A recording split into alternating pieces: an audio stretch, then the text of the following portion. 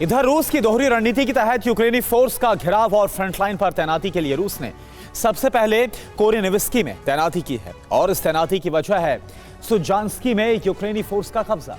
और इसके बाद दोहरी रणनीति के तहत ही रूस ने बिलोवस्की में फोर्स को तैनात किया। इसके बाद बोल्शो-सोदस्की में रूसी फोर्स पहुंच गई है। इवोस्की में भी रूसी फोर्स को तैनात किया गया है। खुमुतोवस्की में भी रूसी सेना ने कमान संभाल लिया और गुल्शोवस्की में तैनाती के साथ ही यूक्रेनी फोर्स का एक व्यू में घेराव हो गया, जिसमें नॉर्थ कोरिया के सैनिक रूस के लिए बैकअप बन गए हैं। और यह फैसला तब लिया गया जब कुर्स्क में यूक्रेनी सेना नॉर्थ कोरियाई सैनिकों पर भारी पड़ी, जिसमें करीब 200 नॉर्थ कोरियाई सैनिकों की मौत हो गई है। इसके अलावा नॉर्थ कोरिया के ही कई सैनिकों को अस्पताल में भर्ती किया गया है। तो वहीं रूसी फोर्स के एक्टिव होने के बाद 190 बस्तियों को यूक्रेन के कब्जे से मुक्त कराया गया है।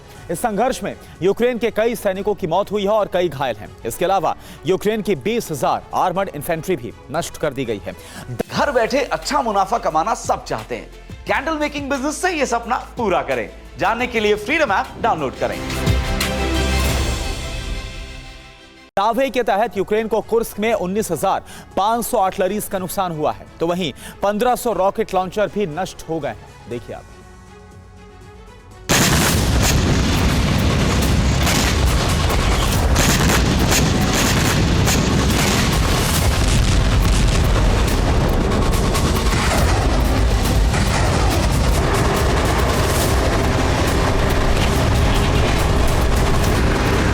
इसका साफ मतलब है कि कुर्स्क की जंग खूनी हो चुकी है, ताकि इसी महीने कुर्स्क की जंग का अंत हो सके, और इसकी पुष्टि भी की गई है।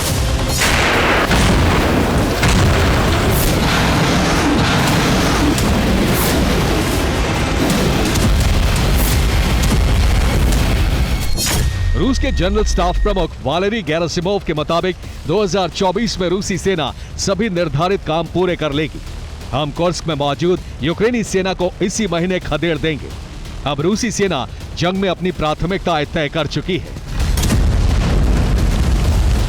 और जो तस्वीर इस समय पूर्वी यूक्रेन की फ्रंट लाइन पर दिख रही है वो चौंका रही है। एक तरह से रूस की जमीन में दाखिल हुई यूक्रेनी फोर्स रूस के चक्रव्यूह में फंस चुकी है। इसलिए यूक्रेनी फोर्स ने हाइमार्स और अब्राम्स को कुर्स्क की जमीन पर एक्टिवेट कर दिया है और रूसी फोर्स उन्हीं हथियारों को टारगेट कर रही है।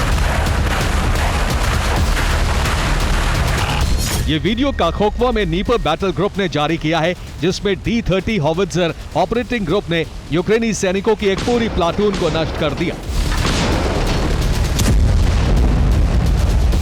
ये वीडियो ज़ैपेट ग्रुप ऑफ फोर्सेस ने जारी किया है, जिनके घातक ड्रोन ने डोनेट्स्क की एक बस्ती में छिपे यूक्रेनी फोर्स और उनके बख्तरबंद पर हमला किया और BTR-80 आर्मर्ड को नष्ट कर दिया। अब इस वीडियो को देखिए, जिसमें रूसी सेना के घातक इरादे पता चलते हैं। ठीक ऐसे ही खार्किव पर भी रूसी फोर्स ने आर्टिलरी से हमले किए, जिसमें यूक्रेनी फोर्स को भारी नुकसान हुआ है। इसके अलावा यूक्रेन के ड्रोन हमलों को रोकने के लिए रूस ने भी स्पेशल ड्रोन बटालियन बना ली है, जिसके लिए स्पेशल ट्रेनिंग प्रोग्राम जारी है और ये बटालियन यूक्रेनी हमलों से एनर्जी सेक्टर को सुरक्षित रखेगी। और इसकी जरूरत क्यों है, इसे इस वीडियो से समझिए।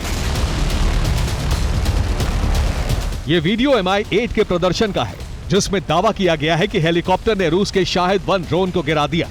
यानी रूस के ड्रोन पर संकट मंडरा रहा है और यूक्रेन के घातक ड्रोन्स के लिए खुला आसमान नजर आ रहा है, जिससे जंग के और ज्यादा विनाशकारी होने की आशंका बढ़ गई है।